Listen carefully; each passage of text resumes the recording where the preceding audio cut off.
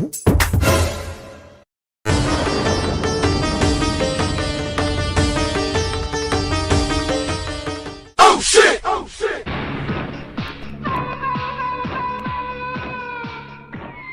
মালা কেইছে হলার হলা এইদিকে না ওইদিকে।